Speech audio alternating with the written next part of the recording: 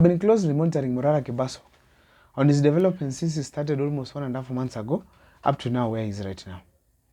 First of all, let me register that Morara Kebaso participated immensely in the protests in the country. He was on the front line. He went to the streets with the rest of the Kenyans just to oppose some of the taxations that were being implemented by the Finance Bill 2024.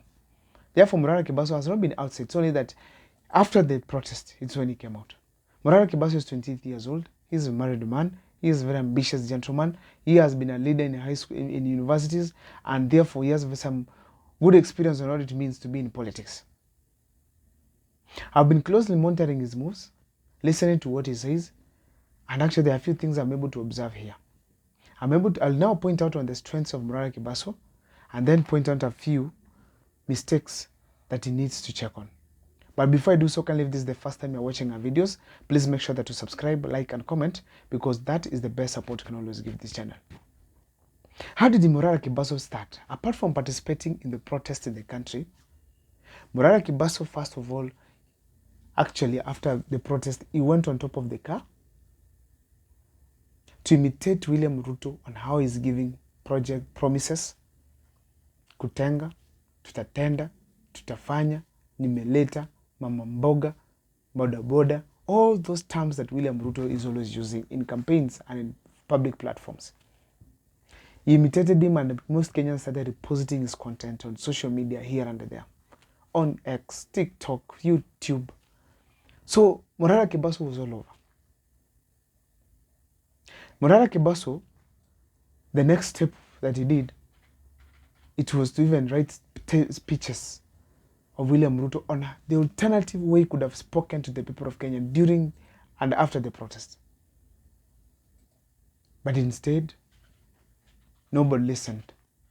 William Ruto did not listen, did not act. Now Morara Kebaso did another thing. That is what we call rebranding now. He rebranded himself by starting to research on the projects of the country, see the money that has been allocated, those that have been paid, those that have been indicated to have been completed. And then now Morara Kebaso could take his car, move from Nairobi and go to all these sites. If it's an airstrip, he visits there. If it's a construction of a stadium, he visits the stadium. If it's a dam, he goes there. If it's a water project, if it's a road, he goes to all these places. And it is very clear that Morara Kebaso knew what he was doing and how he's supposed to do it. Why am I saying so? In politics and social media, you don't just stick to one thing. You rebrand yourself, become a newer person to the people, so that the interest of following on what you're doing can keep on increasing amongst the people. So therefore, Morara Kebaso knew that he has to brand himself. And right now, he's branding himself. The latest thing that Morara Kebaso has done, it is to go now, the same way William Ruto takes his cars, his convoy, and climbs on top of the vehicle and gives a speech and promise in various parts of this country.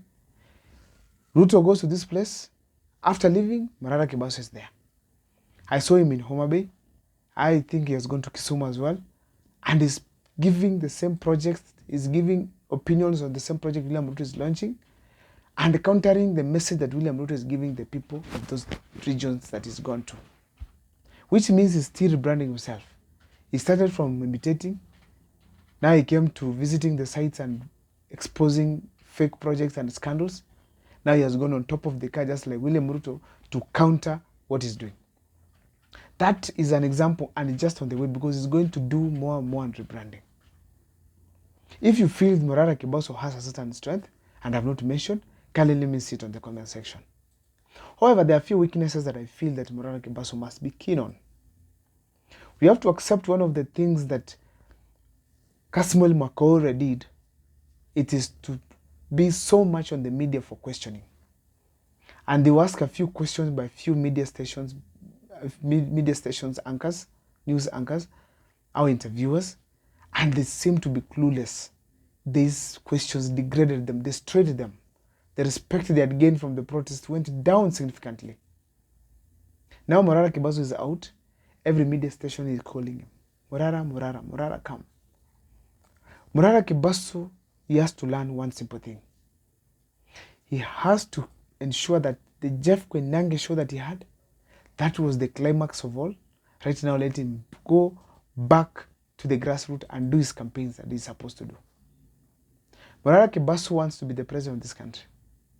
He deserves protection, he deserves security, he deserves love, he deserves blessings, and most of all, he deserves to be supported by all parts of this country. Because a change is very necessary. Youth should support him. But if he's going to make the same mistakes as Makore did, being on the media now and then, almost being destroyed during Jeff Koinange's life, live session at Season TV, at JKR Live, Morara Kebaso will lose it all. The social media, the interviewers can bring him down significantly.